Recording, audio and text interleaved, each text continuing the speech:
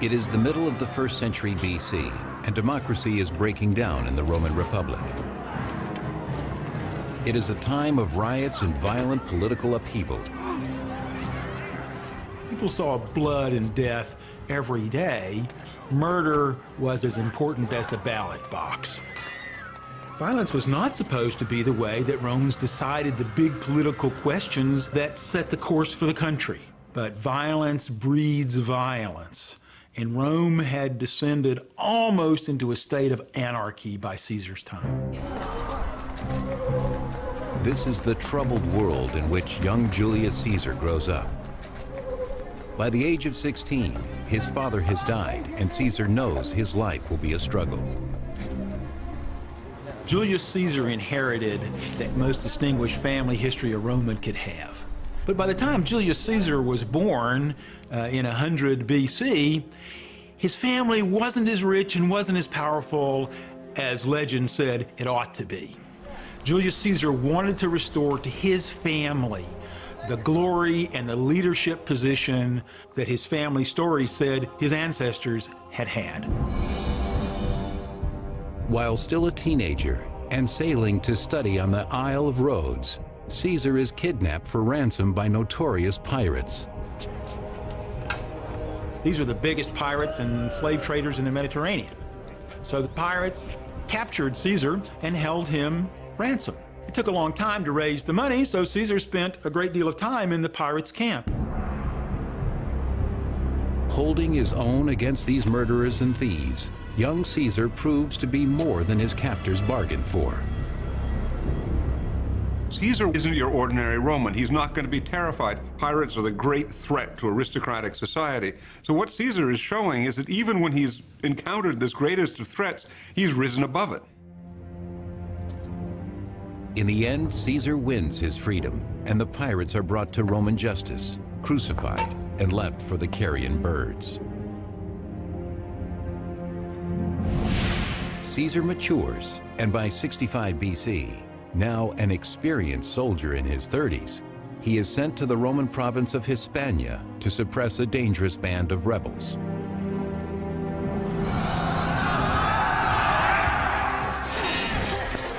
It is here that he shows the dynamic leadership and charisma that would mark his later life. Caesar was able to interact with people from every level of society. He could be friendly with his ordinary soldiers because he showed that he had as much courage and as much guts and as much stamina as they did.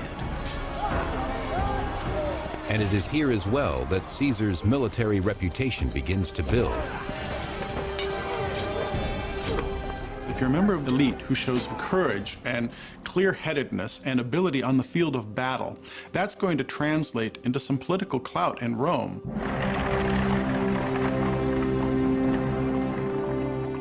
Returning to Rome, Caesar enters politics, using his soaring popularity in an attempt to win the election for the office of consul. To be consul is to hold Rome's most prestigious position, and comes not only with the lucrative governorship of an entire Roman province, but the military command of the legions stationed there. Caesar is a natural politician. Julius Caesar was brilliant in his ability to relate to people, to make them like him. But he was also one of the greatest writers and one of the greatest public speakers. Julius Caesar could make you do what he thought you should do by giving you a speech. Among his admirers is Marcus Brutus, the child of his favorite mistress. He quickly becomes Caesar's loyal protege. Brutus is inspired by his mentor's populist campaign and will one day move into politics himself. Caesar's campaign for the office of consul wins him many supporters, but his appeal to the commoners of Rome and his campaign for change lose him the support of the conservative aristocrats. He sets himself up quite deliberately as a person who will try to change the system of government. And he's a real threat to conservatives because Caesar appears as somebody who stands for something new. He stands out in every way as their antithesis, and there's very little they can do about it. Still, even if Caesar is elected consul in Rome, the conservative senators can deny him the one thing he wants and needs the most, the governorship of the profitable province of Gaul. Caesar needed money badly. He was so far in debt that he had literally to run away from his creditors. All of Caesar's financial difficulties will be over if the Senate will grant him his wish for the province of Gaul. For Caesar, it was absolutely crucial to get Gaul assigned to him by the Senate as his province. If Caesar was successful in Gaul, he could make a lot of money from the enemies that he captured and sold into slavery and from the booty that he took. It is essential that Caesar win the election and the governorship of Gaul. He develops a plan to ensure this happens.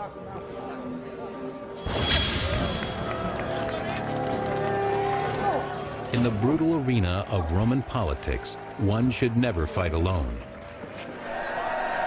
Caesar arranges a meeting with the two most powerful men in the Republic. One, an old friend, Crassus, the richest man in Rome. He funds all of Caesar's political campaigns. The other is the celebrated general Gnaeus Pompeius Magnus, better known as Pompey the Great.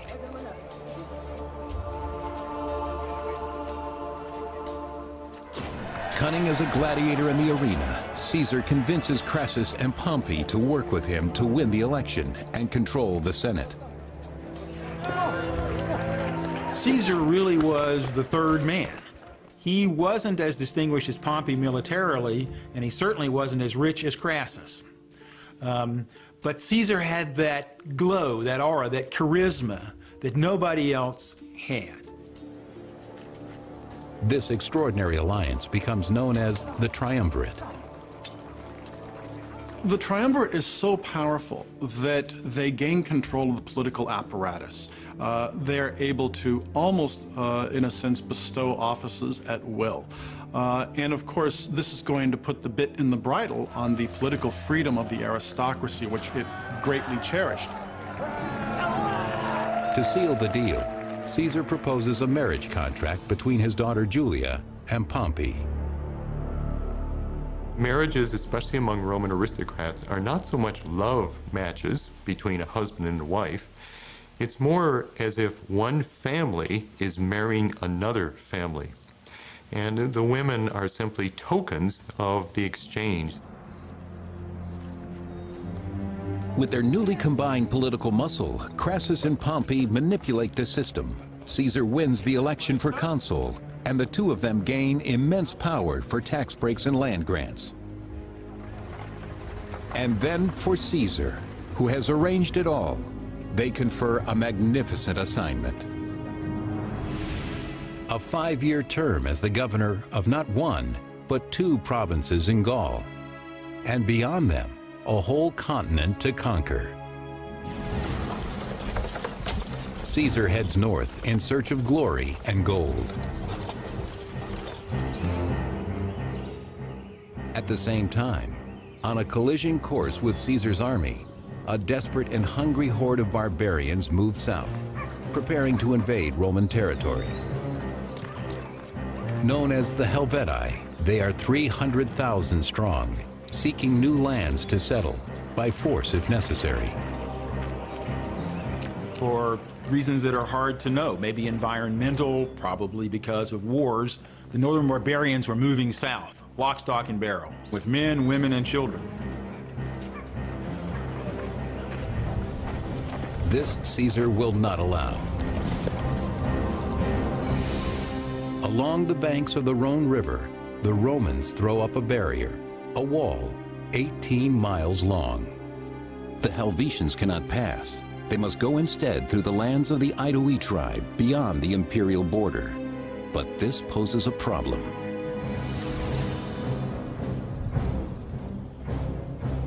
Caesar has no authority to lead his army out of Roman territory. To collect the booty, slaves, and new territory he craves, he must convince the Senate that he has no choice. he had to construct a threat of monumental proportions.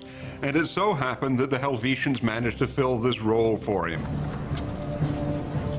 Sending back reports of this dangerous group of savages on the march, Caesar pursues them, thinking them an easy target. He is quickly proven wrong. Without warning, the Helvetians melt back into the forest and ambush Caesar's rear guard.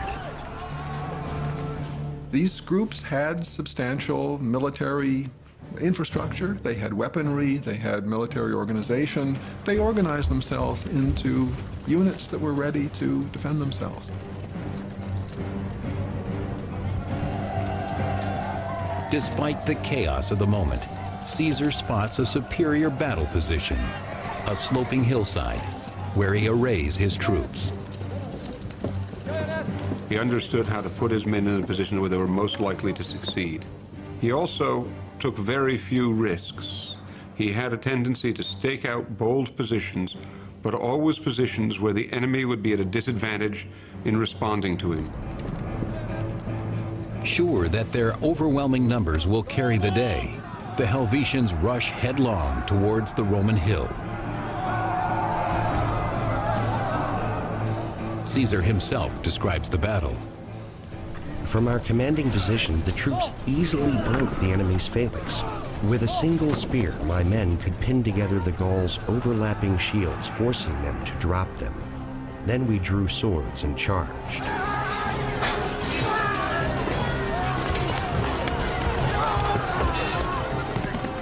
Briefly, the Romans seemed to take the upper hand, but the Helvetians outmanned the Romans 5-1.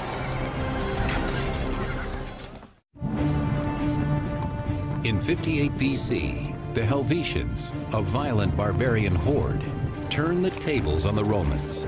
They ambushed their rear guard, forcing Caesar to fight. Terror sweeps through the Roman ranks as the barbarians attack. They're already taller than the Romans, yelling at their top of their lungs, ready to charge in a mass, seemingly in a frenzy. I mean, what could be more frightening than trying to fight someone that you think is crazy, that is frenzied?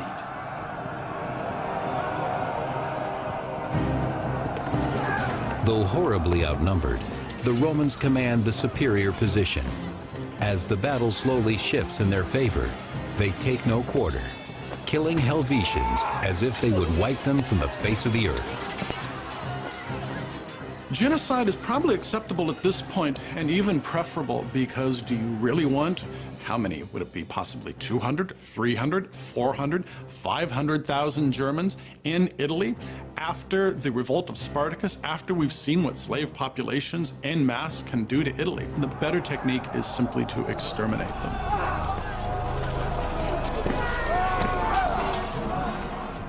But survivors escape. An expert manipulator, Caesar raises the specter of a German invasion to garner popular support for his war. But in the Senate, conservatives suspect the real danger lies in Caesar himself. He is even seen as a threat to his ally, Pompey. He's beginning to look like somebody who will take Pompey's place as the leading figure in Rome. And the difference, of course, between Caesar and Pompey at this point is that Pompey had supported the status quo, where Caesar has always stood for its overthrow. Tension fills the city. The conservatives try to convince Pompey to break with Caesar. Too late. His new wife, Caesar's daughter, Julia, has completely beguiled the great general.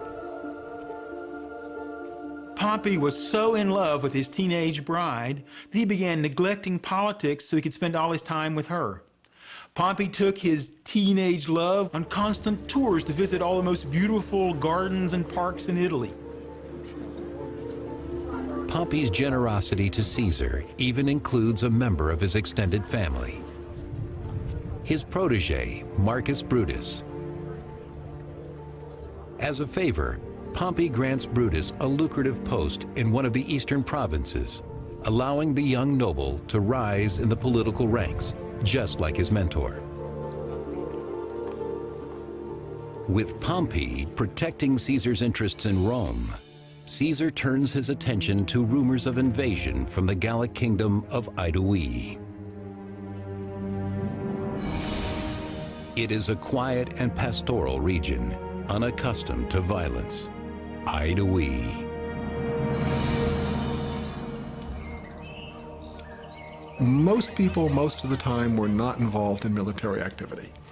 Most people spent most of their time farming, building their houses, making clothing, raising their children, and so on. In 58 BC, peace is shattered when Caesar reports that tens of thousands of barbarian warriors flood into Idue, led by the terrifying warlord Ariovistus. Ariovistus becomes virtually a Saddam Hussein figure in the Roman imagination. He's virtually equipped with weapons of mass destruction in Roman terms. He's got this terrible, violent army that is, again, evocative of the barbarian leaders of earlier generations. He is rumored to be oppressing Rome's allies, left, right, and center, to be, in that way, directly attacking the prestige of Rome.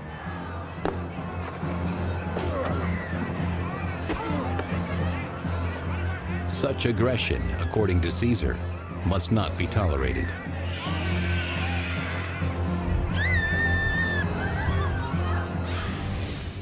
Caesar learns that Ariovistus plans to set up his base in the fortified town of Besançon. Swiftly, Caesar marches his men across Gaul to meet them.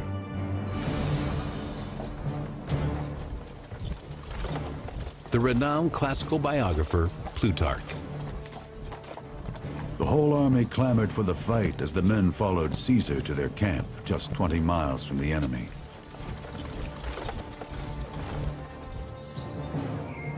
With the Roman legions closing in, the barbarians looked to their pagan gods for guidance. The German army of Ariovistus, like every ancient army, had priests and seers and shamans, in this case women, who were believed to have the ability to communicate with the gods. When the time for battle came, then the priests, the seers, the soothsayers would be asked, do the gods say that it's not prohibited for us to fight now? Weapons, water, the movement of the stars, all may bear messages from the gods. Through their totems, the soothsayers divine that Ariovistus will not win if he fights before the new moon. He must not move until then. It is the kind of intelligence upon which whole battles hinge, and it finds its way to Caesar's ear.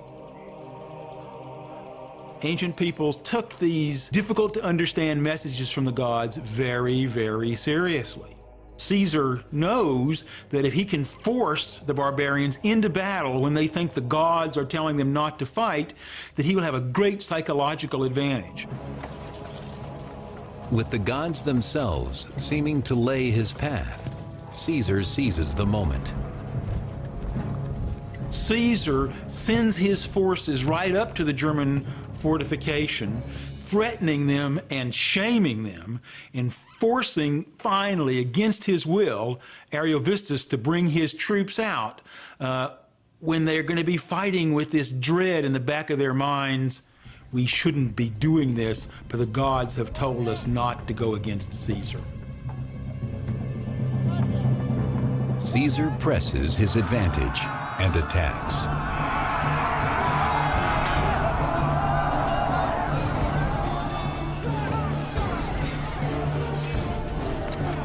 Caesar has no compunction about getting rid of vast numbers of people. So in the battle with Ariovistus, he boasts that he killed 80,000 Germans, including 2 of his wives and 1 of Ariovistus's daughters. The other one he captured. Ariovistus himself manages to escape and flees to Germany, leaving Caesar as the new master of Gaul. In 58 BC, Julius Caesar slaughters tens of thousands of violent German warriors. Their leader, Ariovistus, flees in dishonor, releasing the Germans' hold on Gaul.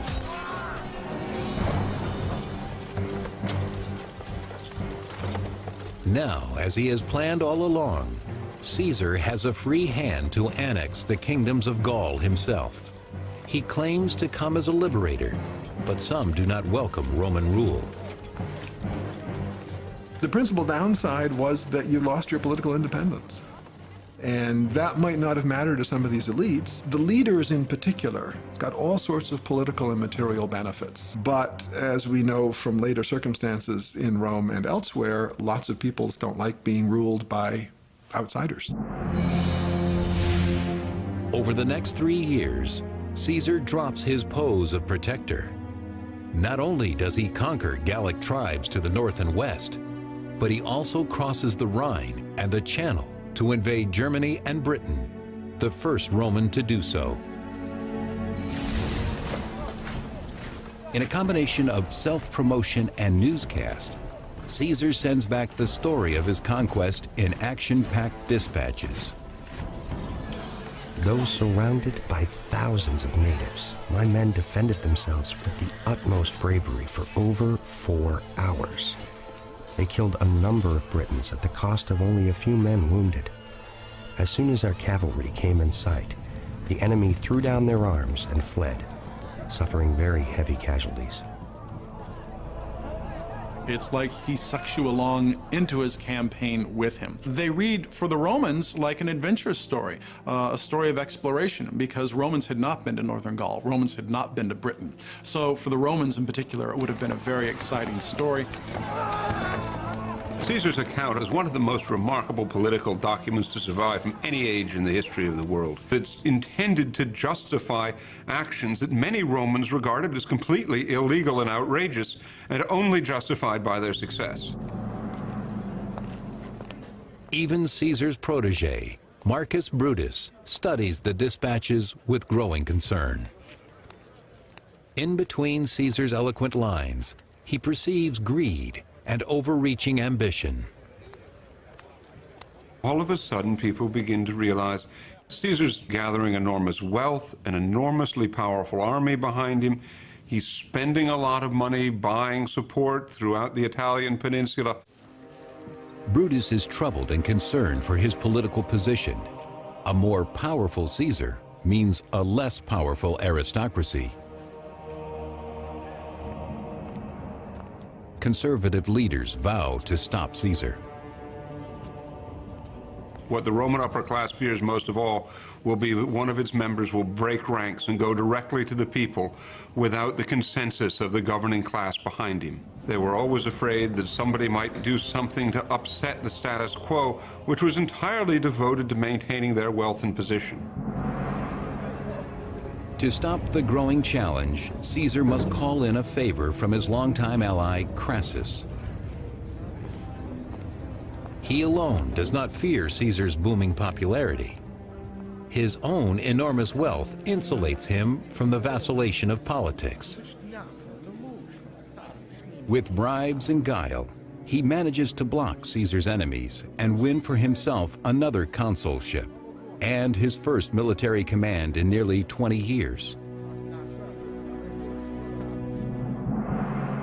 Dreaming of lasting glory, Crassus heads east to invade the kingdom of Parthia, only to die in an ambush.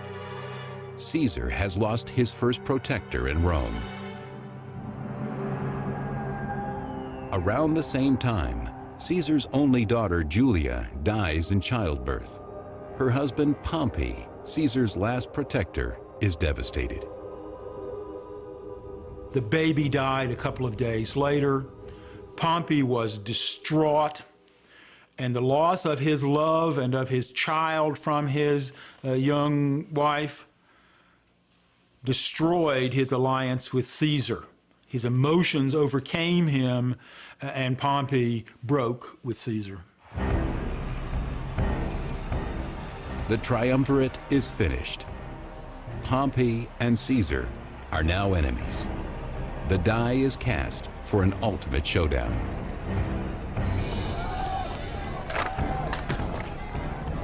As political terror increases, the supporters of the two titans riot in the streets, each side determined to destroy the other. Rome was in political turmoil. Violence had become the norm in politics. There were street gangs fighting each other in political campaigns. In the mayhem, the Senate building, the very home of Roman government, burns to the ground. The situation in Rome is desperate. Back in Gaul, the situation is turning dangerous for Caesar as well. A charismatic Gallic leader named Vercingetorix rallies the Gauls to unite against the Romans from his homeland of Auvergne.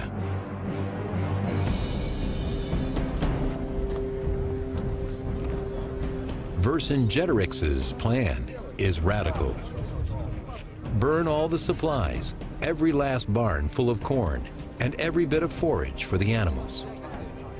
Then hunker down in the fortified hill towns and starve out the Romans. As their homesteads go up in flames, the cure must seem as bad as the disease to the Gauls. Yet their self-sacrifice astonishes and alarms the Romans. Vercingetorix was trying to destroy the logistics of the Roman army. Just feeding these people is an enormous problem. And the farther Caesar goes against the Gauls, the longer his supply lines become, the easier it becomes to cut the supply lines and starve the enemy into submission.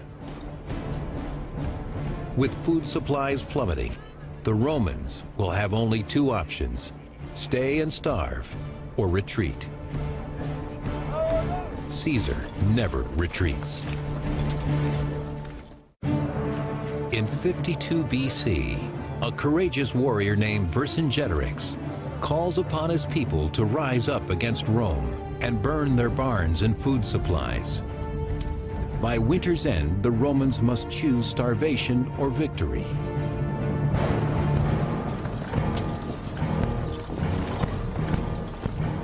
But now, as spring returns, Caesar calls on his troops to rally and strike back against Vercingetorix and his people.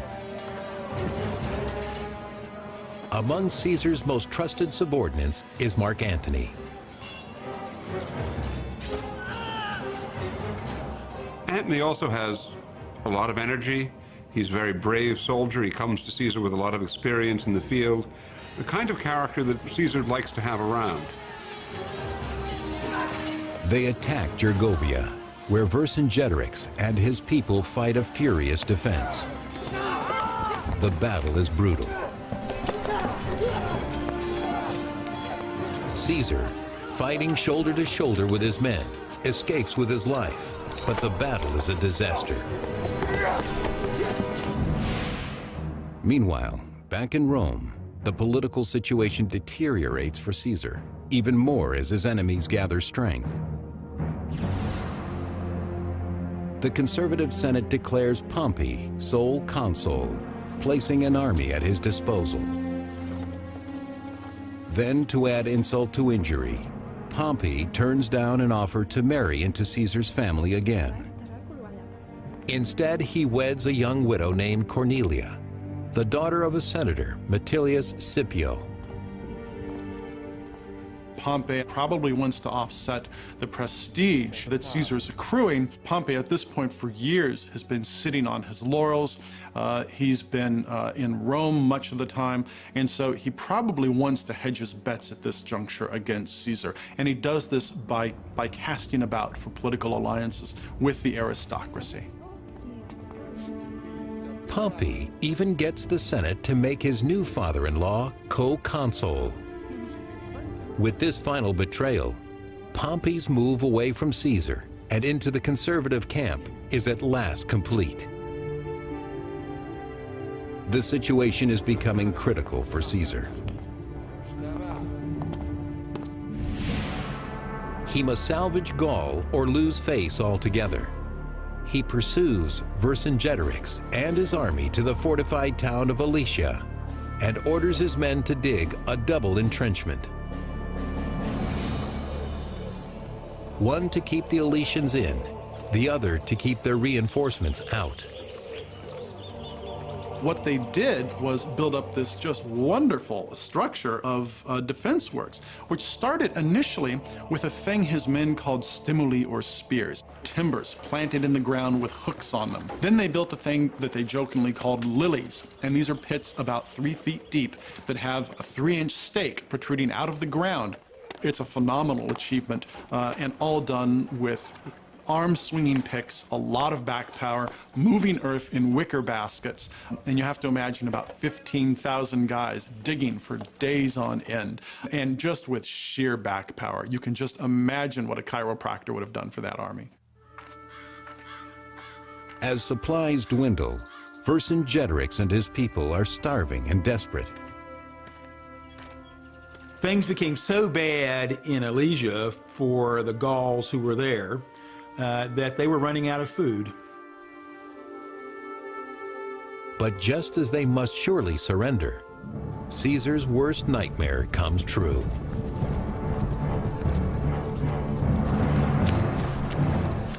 All of Gaul rises up to defend the Elysians.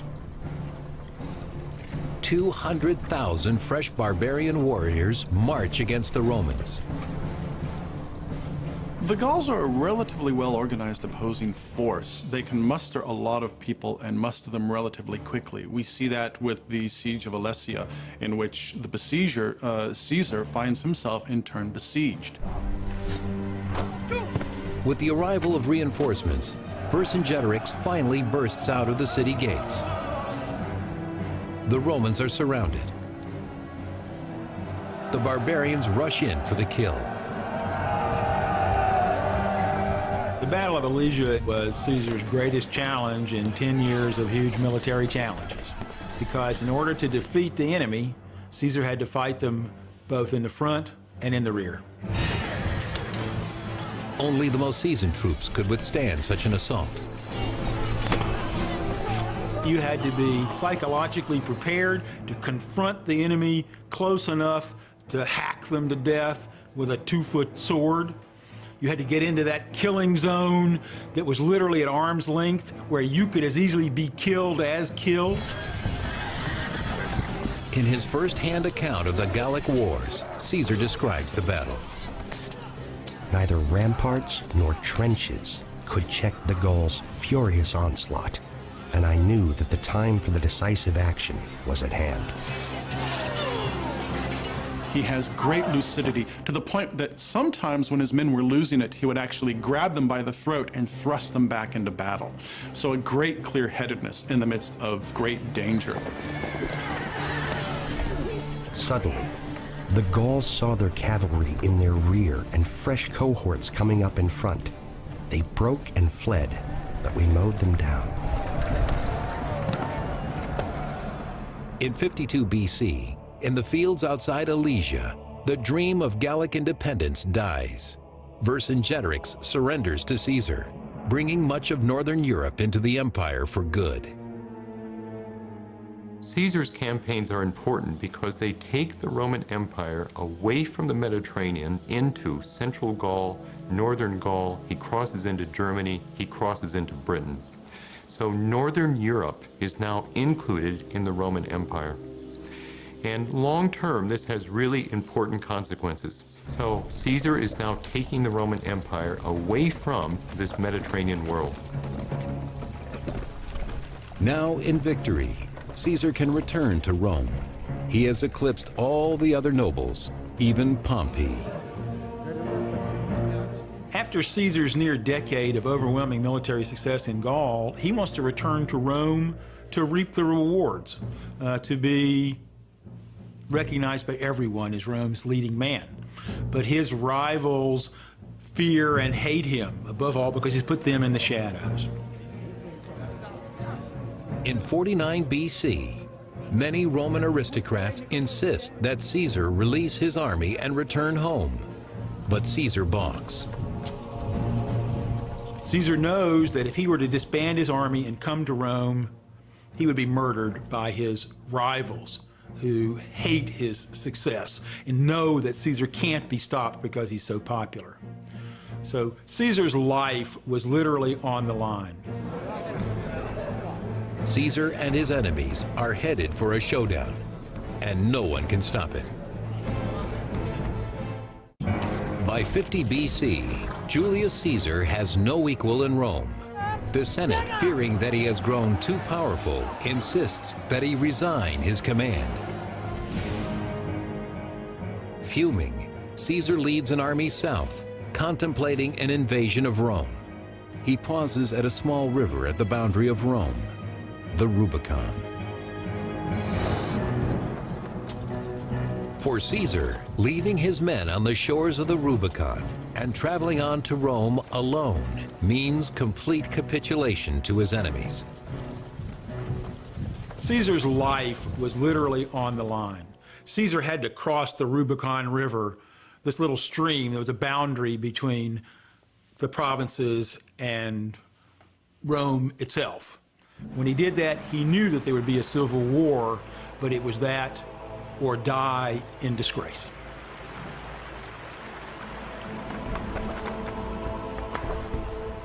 One side of the power struggle is led by Caesar. Forged by a decade of campaigning, his army's belief in him is unshakable, its dedication absolute. The other side is led by Pompey. His army is scattered throughout Italy, and its loyalty is in doubt. Caesar's popularity, he knows, is at its height. The population of Italy treated Caesar like a returning god, and soldiers flocked to Caesar's army. There was no opposition. Those who feared him were fleeing like a wave towards Rome, and the city became a scene of absolute tumult and panic. The people at Rome who love Caesar are partying in the streets because they can't wait for him to return. Pompey gathers up the Roman Senate and flees to where support for him is deep and strong, Greece. It buys the great general valuable time. Months pass before Caesar can build and appropriate enough ships and supplies to follow him. By the time Caesar's troops disembark in Greece, Pompey has amassed a great army. In January 48 BC, at Pharsalia, the most important figures in Rome square off in tragic civil war. Pompey commands twice as many men as Caesar, yet Caesar's soldiers come armed with a potent weapon: confidence. Pompey had to fight or had to surrender. That is the way that Caesar worked. And Caesar's men knew that he would always put them in a position where the chances of success were very great. He also has a very well-trained army. You reach a certain point and the army becomes a well-oiled machine. They're not called veterans for nothing, and they become a very effective fighting force because they're so used to what they're doing. At Pharsalia, Caesar's long years of campaigning pay off. His men utterly destroy Pompey's army. Pompey himself escapes. Caesar chases him to Egypt, but too late. In the end, the great Pompey is tricked, murdered, and beheaded by Egyptian brigands. The head is sent back to Caesar. Classical biographer Plutarch. When Pompey's head was brought to him, Caesar refused to look at him. But he took Pompey's signet ring and grieved as he did so. Did he really do that? It's very anecdotal, and it almost defies plausibility, but it is possible in a sense. It's possible because Pompey had been a colleague and a friend for a time. And maybe in a sense, Caesar saw what could happen to himself in the eyes of the dead Pompey. In 46 BC, with his rivals out of the way, Caesar has the total power he has craved his entire life. Rome is his. Caesar quickly moves to rebuild the city. changes the tax laws, and establishes colonies. He becomes the first leader of Rome to conceive an empire. Caesar essentially becomes the new state. Caesar replaces the Republic. Now, this is a great preview of what's going to happen under the emperors. But Caesar does it in such a way that he seems to disregard the traditions of the Republic. And as a result, he essentially cuts himself off and isolates himself. Unwilling to share his rule with lesser nobles, he proclaims himself dictator for life, king of Rome in everything but the name. The fear is if Caesar becomes a king, the rights of the people to vote, to choose, to express their opinion will be taken away from them. Outrage over Caesar's tyranny seeps like poison through the Senate. Even Caesar's own protege, Marcus Brutus, is persuaded to betray him. Brutus was a complex and frankly not very attractive man. Caesar had made him his close companion and promoted Brutus's career. But I think Brutus couldn't stand being second banana to Caesar, and Brutus had this romantic notion of himself as the defender of Roman liberty by leading the conspiracy against Caesar.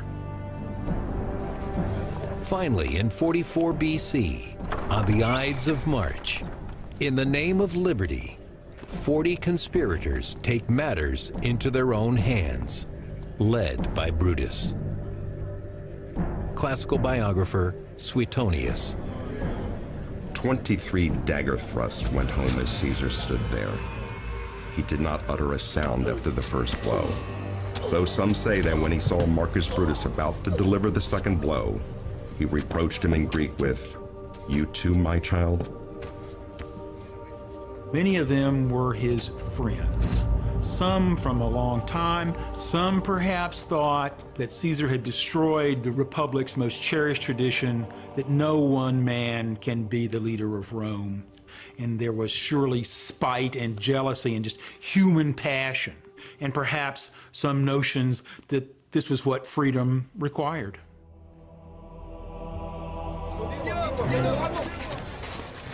Caesar's death spawns not a rebirth of the Republic, as the conspirators hoped, only anarchy, more violence, eventually empire.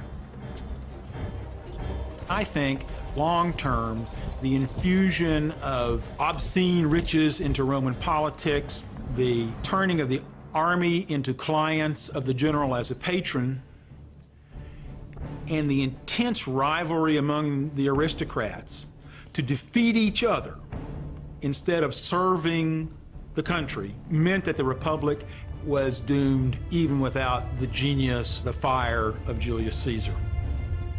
It was his relative Augustus who found a way to make that work and create the Roman Empire.